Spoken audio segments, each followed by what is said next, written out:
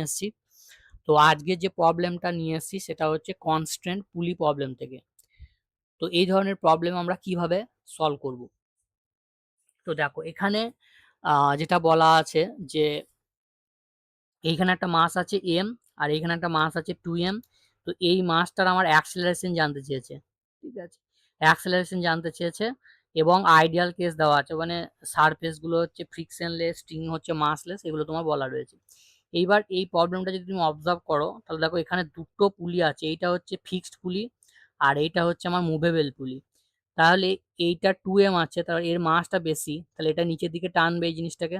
তাহলে এইটাকে যদি এক্স অ্যামাউন্ট সরে যায় তাহলে এইটা কতটা নামবে, এটা নামবে এর এর যদি ডিসপ্লেসমেন্টটাকে আমরা ওয়াই বলি তাহলে সেটা কতটা নামবে x/2। ঠিক আছে, এখানে যতগুলো থ্রেড থাকবে তত দিয়ে ডিভাইড করে দেবে। ঠিক আছে, এখানে একটা আছে, এখানে দুটো আছে, তাহলে x/2। ঠিক আছে, সিম্পল রুল এটা।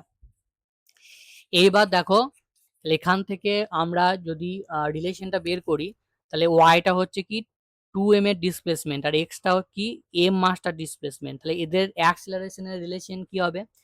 তাহলে আমরা যদি লিখি y ইকুয়ালস টু x/2, তাহলে বোথ সাইড যদি আমরা ডেরিভেটিভ করে দিই দুবার, তাহলে এই দিকটা আমার হয়ে বোথ সাইড টাইমের রেসপেক্টে দুবার ডেরিভেটিভ করো, টাইমের রেসপেক্ট দুবার ডেরিভেটিভ করলে এই দিকটা আসবে আমরা ay হাফ আর এটা কত হবে ax।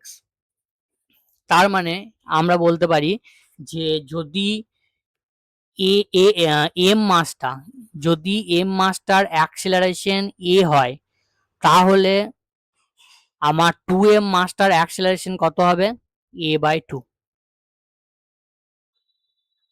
বোঝা গেছে? ব্যাস হয়ে গেছে। এবার আমরা জাস্ট ফ্রি বডি ডায়াগ্রাম করে এটাকে সলভ করব।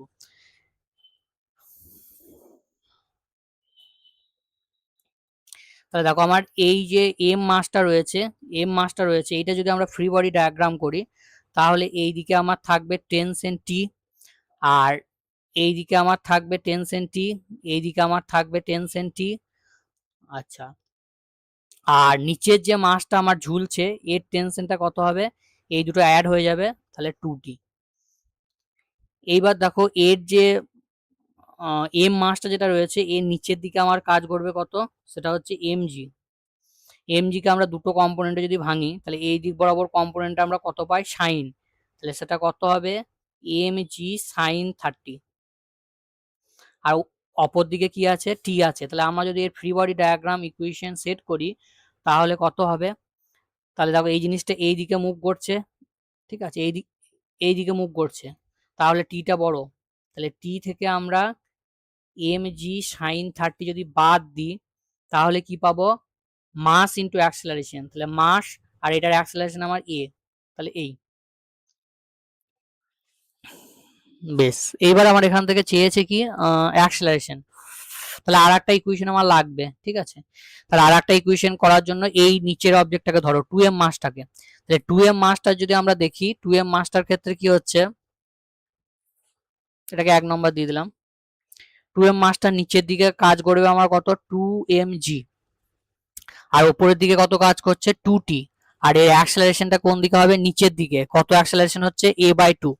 তাহলে এর যদি আমরা ইকুয়েশনটা সেট করি তাহলে নিচের দিকেরটা বড় হবে 2mg, সেখান থেকে তুমি 2t বাদ দাও তাহলে সেটা হবে মাস ইন্টু অ্যাক্সেলারেশন, তাহলে 2m ইন্টু অ্যাক্সেলারেশন, এটার অ্যাক্সেলারেশন কত a/2, এটার অ্যাক্সেলারেশন হচ্ছে a/2। এবার এই একটা ইকুয়েশন পেয়ে গেছো, এবার সলভ করে এখান থেকে তুমি বের করে নাও।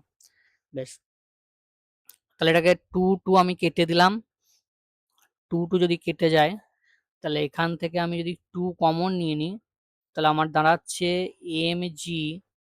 আচ্ছা, এটা এরকমই থাক, অসুবিধা নেই। তাহলে এটাকে 2mg minus 2t equals to mass into acceleration. এ দেখো এই দুটো হচ্ছে ইকুয়াল হয়ে গেছে, এটাকে একটু সিম্পলিফাই করে নাও, t মাইনাস mg আর সাইন 30 ভ্যালু হচ্ছে হাফ, তাহলে মাস ইন্টু অ্যাক্সেলারেশন।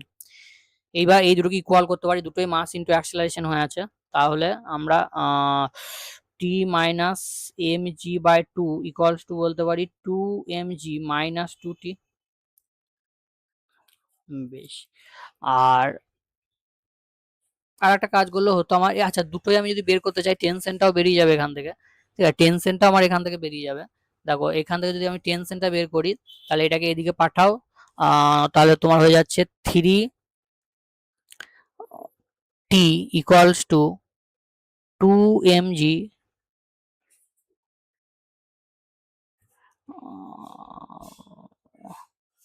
আচ্ছা এদিকে আসবে এটা প্লাস mg/2। তাহলে এটা হচ্ছে তোমার 4 আর 5 mg/2। তাহলে আমার টেনশনের ভ্যালুটা যদি চাইতো তাহলে আমার কত হতো 5mg/6 5mg/6 এইটা হতো আমার টেনশনের ভ্যালু। বাট এখানে টেনশন চাইনি, আমার চেয়েছে কি শুধুমাত্র অ্যাক্সিলারেশন। তাহলে অ্যাক্সিলারেশন বের করার জন্য তুমি এই দুটো ইকুয়েশনকে ডাইরেক্ট সলভ করেও বার করতে পারতে, 2 দিয়ে মাল্টিপ্লাই ক্যান্সেল করে এগুলো, ঠিক আছে। বাট আমরা টেনশনটাও দেখিয়ে দিলাম যে কিভাবে হয়। এবার যদি আমি অ্যাক্সিলারেশন বের করতে চাই, এবার যে কোনো একটা ইকুয়েশনে বসাও, এই ইকুয়েশনটা বসাও, আর কিছু নেই, এটা জাস্ট সলিউশন করতে হবে। তাহলে 1 নম্বর ইকুয়েশনে যদি আমি টেনশনের ভ্যালুটা বসিয়ে দিই, তাহলে সেখান থেকে আমার বেরোবে দেখো 5mg/6 equals to mg/2 equals to mass into acceleration। তাহলে 5/6 minus 2 mm ক্যান্সেল করে দাও বোথ সাইড, ক্যান্সেল করে দাও বোথ সাইড, ঠিক আছে। তাহলে এখান থেকে আমরা পেয়ে যাবে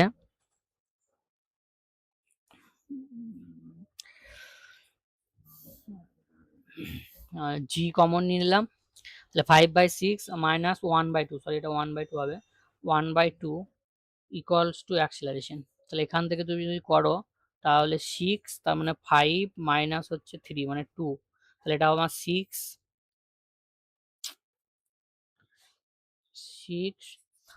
5 মাইনাস 3 মানে হচ্ছে যে 2, জি ইকুয়ালস টু এ। তাহলে অ্যাক্সিলারেশনের ভ্যালু কত হয়ে যাবে g/3। তাহলে অ্যাক্সিলারেশনের ভ্যালু হবে g/3, কোন দিকে হবে আপওয়ার্ড বা এই দিকে হবে, হবে অ্যাক্সিলারেশনটা, তাহলে g/3 আপওয়ার্ড। একইভাবে তোমার যদি 2mg চাই তাহলে নিচের দিকে কত হবে a/2, তাহলে g/6 ডাউনওয়ার্ড, ঠিক আছে। তো এইভাবে এই প্রবলেমগুলো তোমরা সলভ করতে পারবে, যেটাই চাই না যেটাই ওরা কোশ্চেনের মধ্যে চাক না কেন। যেমন ধরো তোমার অ্যাক্সিলারেশন চাইতে পারে, ঠিক আছে, তারপরে তোমার টেনশন চাইতে পারে, জাস্ট তোমাকে প্রথমে কনস্ট্যান্ট রিলেশনটা বের করতে হবে, তারপর ফ্রি বডি ডায়াগ্রাম করে সলভ করে তোমাকে যেটাই বলুক না কেন সেটাও তুমি এখান থেকে বের করে নিতে পারবে।